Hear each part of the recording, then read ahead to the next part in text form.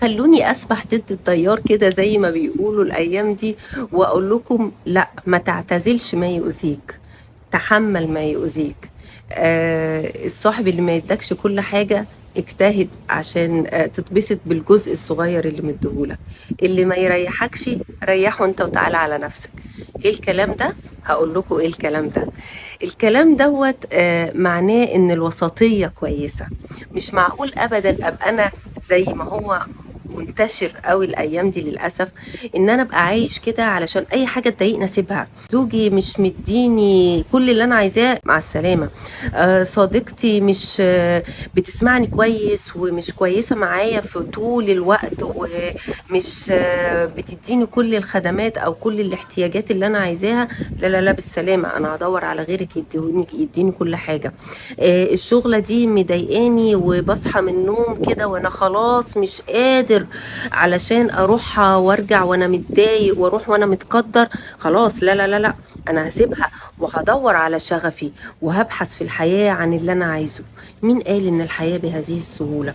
مين قال ان ربنا خلق الحياة دي ميسرة الى هذه الدرجة؟ طب ايه اللي هيفرقنا عن بعض؟ ايه اللي هيفرق الناس عن بعضها؟ فين القازمين الغيظ؟ فين مجاهدة النفس؟ فين مجاهدة الشهوات؟ فين ان انت بتبعد عن المحرمات فده اجتهاد؟ فين ان انت بتسمع لغيرك حتى لو انت تعبان شوية فربنا بيديك حاجة تانية، بيديك اللي يسمعك؟ فين كل الصفات دي؟ فين كل الحاجات الجميلة اللي اتربينا عليها زمان؟ تعال اقول لك بقى سر. استحالة هتلاقي كل السعادة اللي انت عايزها الا اذا اولا اديتها لغيرك. استحالة هتعرف نفسك كويس وتكتشف ذاتك، اللي احنا دايما بنقول دي اكتر طريق او اكبر طريق للسعادة، ان انت تكتشف ذاتك، الا لما تعرف الاخرين وتعرف تساعدهم. زي ما بيقول كده غاندي ان اكبر طريقة لاكتشاف ذاتك هي مساعدة الاخرين، لان انت من خلال مساعدة الاخرين بتقدر كمان تكتشف حاجات كتير قوي.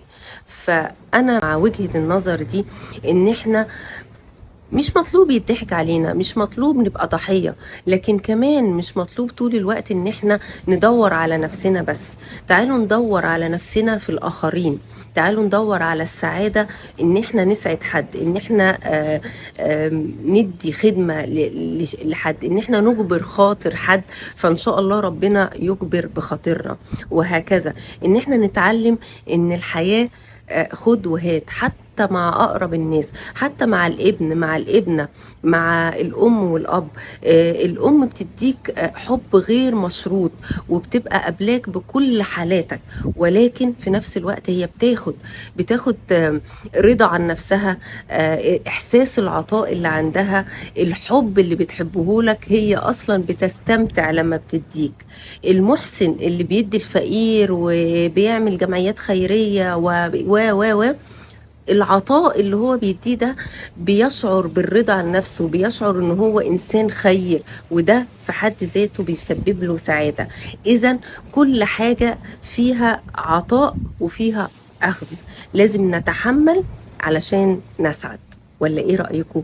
احب اسمع رأيكم، ويا ريت تشاركوني في الموضوع دوت، انا غلطانة ولا صح؟